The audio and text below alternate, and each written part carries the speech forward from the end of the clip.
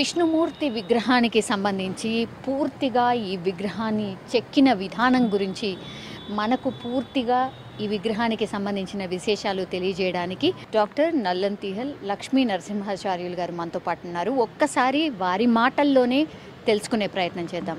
స్వామి, మీకు ఈ విగ్రహాన్ని చూసిన తర్వాత ఏమనిపిస్తుంది? అనిర్వచనీయమైనటువంటి ఆనందం కలుగుతుంది. ఈ విగ్రహ సౌందర్యం వర్ణించడానికి అసలు ఆనందానుభూతి తప్ప అక్షరానుభూతి లేదు అని చెప్పడంలో సందేహమే లేదు. అక్షరాలు ఇది చెప్పినా కూడా అంత సౌందర్యాన్ని వర్ణించలేని విధి విధానంగా ఈ అనంత పద్మనాభ స్వామి వారి యొక్క దారు శిల్పం ఇలా ఉంది.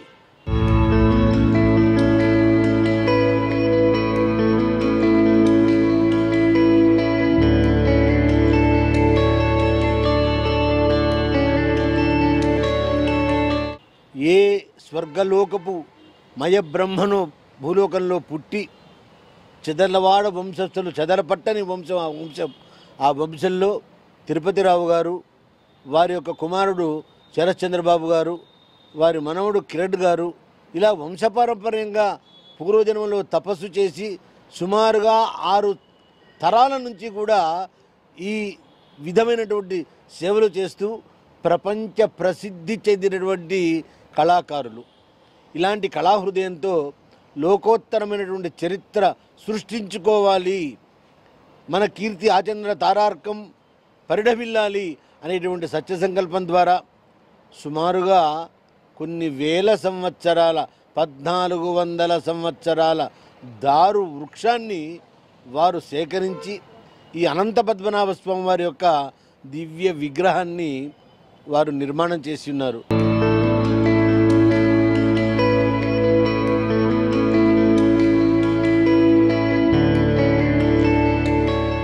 ఏమది కళాకౌశలము నభూతో న భవిష్యతి శాంతాకారం భుజగశయనం పద్మనాభం సురేశం విశ్వాకారం గగనసదృశం మేఘవర్ణం శుభాంగం లక్ష్మీకాంతం కమలనయనం యోగిరుధ్యానగమ్యం వందే విష్ణు భవభయహరం సర్వలోకైకనాథం అన్న శాస్త్రీయమైనటువంటి సుశ్లోకానికి అక్షర ప్రతీకగా ఈ శిల్పం మనకి అపురూపమైనటువంటి రూపంగా దర్శనాన్ని అనుగ్రహిస్తున్నారు. ఈ విగ్రహంలో ఉన్న గొప్పతనం కంబుకం, కంఠం, ప్రస్తరం, గ్రీవం, వల్లిక, నాసిక, స్తూపిక, కిరీటాది పాదాంది కిరీటాంత నూపురాంత భూషణాలు ఎంత వైభవంగా ఉన్నాయండి.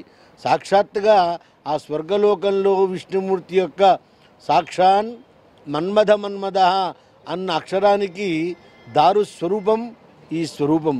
స్వర్గలోకంలో స్వామి ఎలా ఉంటాడో మనం చూడలేదు, కానీ ఈ శిల్పాన్ని చూస్తే అంత సౌమ్యంగా అంత సౌందర్యంగా స్వామివారు ఇక్కడ వేయించేసి ఉన్నారు. చూడండి, ఈ విగ్రహంలో ఉన్నటువంటి దేవతలు స్వామివారు శేష సింహాసనస్థితుడై శంఖ చక్రధారి అయి పంచాయుధధారి అయి నాభి కమలం నుండి బ్రహ్మ వరకు, తర్వాత హస్తపాద శ్రవణంలో పరమశివుణ్ణి పెట్టుకొని 33 కోట్ల దేవతా గణాలకి గణాధిపత్యం వహించినటువంటి దేవతలు అందరూ ఇక్కడ ఉన్నారు.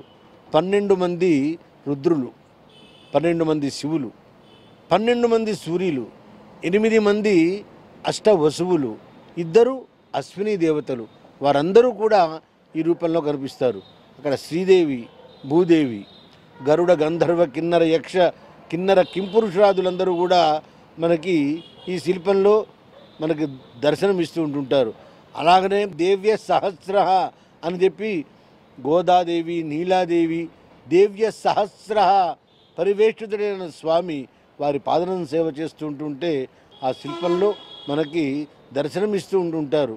ఇలా ఉండబడేటువంటి శిల్పం అపురూపమైనటువంటి దారు శిల్పం. గరుత్మంతులు ఉన్నారు, నాగులు, యక్షులు, గంధర్వులు, ఇలాగా స్వర్గలోకంలోని దేవతలు, ఆళ్వార్లు, ఆచార్యులు ఇంతమంది ఏక శిల్పంలో ఉన్నారు అంటే అది ఎంత కళా కౌశలమో మనము నిరూపించుకోవాల్సిన అవసరం ఉంది. దీన్ని ప్రపంచ ప్రసిద్ధి చెందినటువంటి దారు శిల్పంగా కూడా దీనికి విశ్వవిఖ్యాతమైనటువంటి అవార్డు కూడా రావాలని సందర్భంగా నేను కోరుకుంటున్నాను. ఈ శిల్పం చూసిన వారందరికీ కూడా అనిర్వచనీయమైనటువంటి సృష్టి ఇంత గొప్పదా, ఇంత గొప్ప కళా కౌశలమా అని ఉంటుంది. వేలు యొక్క కైవారం దగ్గర నుంచి, నఖము దగ్గర నుంచి, ముఖము దగ్గర నుంచి, నాసిక దగ్గర నుంచి, నాసిక ఉపరి ఉండబడేటువంటి కనుబొమ్మల కేశ పాశములలో కూడా వారి యొక్క కళా ఔదార్యం మనకి దర్శనమిస్తుంది. నభూతో నభవిష్యతమైనటువంటి ఈ దారుశిలను మీరందరూ కూడా ఈ దృశ్యశ్రవణ పీఠిక దాకా అందరూ కూడా కళలు కంటారు. ఆ కళలు ఎవరి కళ వారికే సొంతం. అలాంటి ఐ డ్రీమ్, ఎవరి కళ వారికే సొంతం. కళనా కాదు, ఇది కళ, ఎవరి కళ వారి సొంతం అన్నట్టుగా ధీటుగా దిద్దినటువంటి ఈ శిల్పాన్ని చెక్కిన వారికి, ఇంటి ఇంటికి, కంటి కంటికి కూడా ఈ అపురూపమైనటువంటి ప్రపంచ వింతల్లోనే 9వ వింతగా కూడా దీన్ని మనం చెప్పుకోవచ్చు. అంత గొప్ప ఔదార్యంగా ఈ శిల్పను చెక్కినటువంటి వారికి ఆశీర్వచనము. ఇంటింటికి, కంటి కంటికి దర్శనం చేయించి శిలను చూపించినటువంటి, శిల్పాన్ని చూపించినటువంటి మీకు ఆశీర్వచనము. స్వస్తి. నల్లందిహేళ్ లక్ష్మీనరసింహాచార్యులు, ప్రధాన అర్చకులు, యాదాద్రి.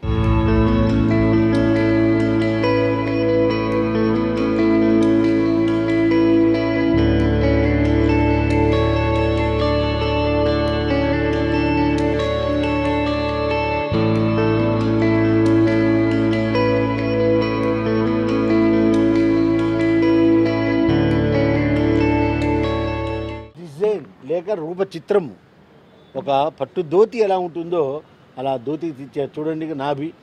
నాభిలోంచి బ్రహ్మదేవుడు, ఆ బ్రహ్మదేవుడు నాభి కమలంలోంచి ఈ ఉత్పన్నమైనటువంటి బ్రహ్మ చేతిలో జపమాలలోని జపము చేస్తుంటే అవి కదులుతున్నాయన్నంతగా పూసలు అలా ఉన్నాయి. ఆ 3 ముఖాల్లోని చిరునవ్వు చూడండి, ఎంత అద్భుతం. స్వామివారి వక్షస్థలంలో శ్రీవత్సం, ఆభరణముల యొక్క శోభ, ఇవన్నీ కూడా స్వర్ణమయ బ్రహ్మ కూడా ఇంత అందంగా చెక్కలేడు. లోహ విగ్రహాలు చెక్కడానికే తాపత్రయపడి ఓడిపోతున్నటువంటి ఈ రోజుల్లో ఒక దారువుని చూడండి ఎంత కనపడుతుందో చూడండి. కేసరంలోని యొక్క పుప్పుడంలోంచి కూడా చూడండి ఎంత వయ్యారం అండి ఆ స్వామి. ఈ చిటికినీల యొక్క వయ్యారం చూడండి, ఈ చక్రం చూడండి ఎలా ఉందో. స్ఫురసహస్రార శిఖాతి తీవ్రం సుదర్శనం భాస్కర కోటితుల్యం సురద్విషాం ప్రాణ వినాశ విష్ణు చక్రం సదాహం శరణం ప్రపద్యే అన్న రూప ధ్యానానికి ఏమాత్రము తక్కువ లేకుండా స్వామివారి యొక్క సుదర్శనం ఉంది చూడండి. ఇది భగవద్ దర్శనం చేస్తుంది చూడండి. ఒక్కసారిగా ఈ చెవి చూడండి, మన చెవి కంటే కూడా అందంగా ఉంది. ఎంత కర్ణభేరి లోపల కనబడుతుంది. ఈ కర్ణములోంచి ఇది శిల కాదయా, సజీవ శిల్పం. అంత వైభవం ఉంది. కిరీటం, మకుటం, పద్మం చూడండి. ఆ గదా వైదుష్యం చూడండి. హిరణ్మయీం మేరు సమానుసారాం కౌమోదకీం దైత్య కుళైకహంత్రీం వైకుంఠ వామాగ్ర కరాభివృష్టాం గదాం సదాహం శరణం ప్రపద్యే. ఆ గదా విన్యాసం చూడండి ఎంత వైభవంగా ఉందో.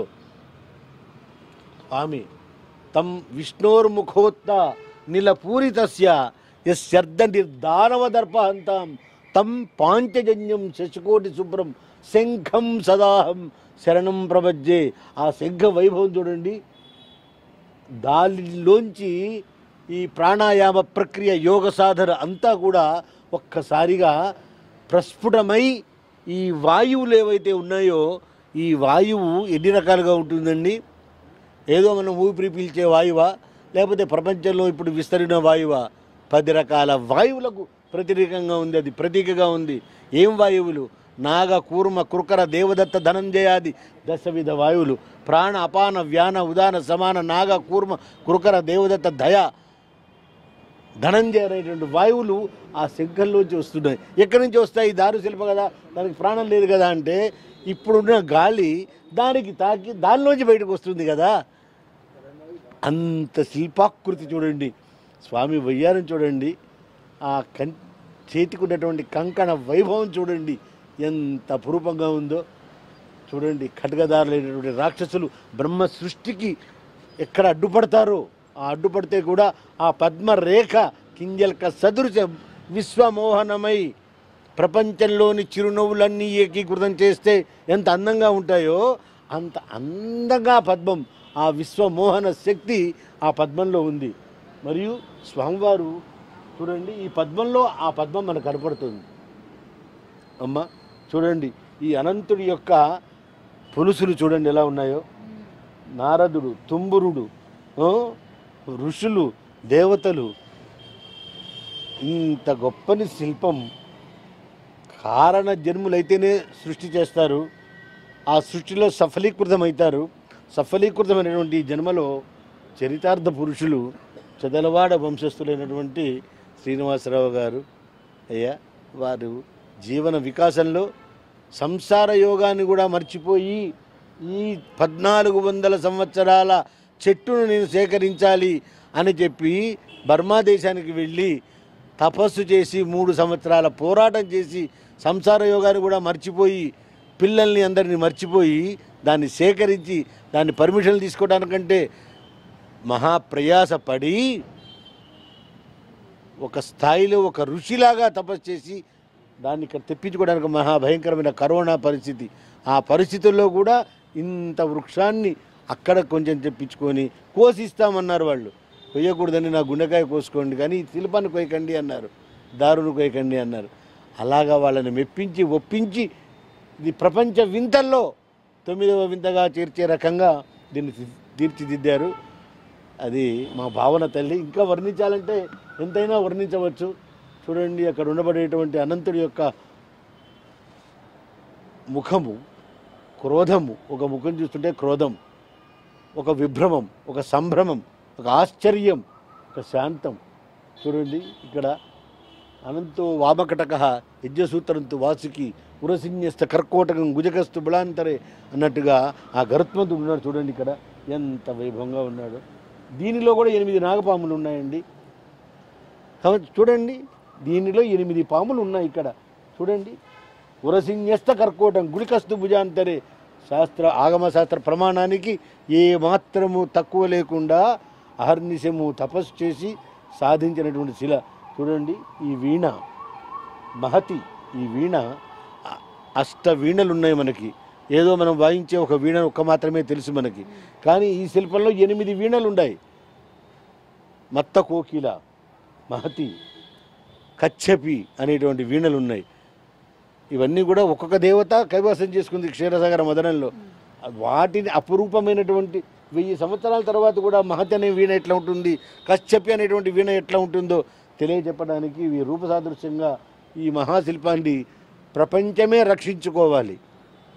అంతర్జాతీయమైనటువంటి దీన్ని శిల్ప భాండాగారంలో ప్రవేశపెట్టి భక్తులకి, మనుష్యులకి, కళాకారులకి ప్రదర్శింపజేయాలని మేము కోరుకుంటున్నామమ్మా.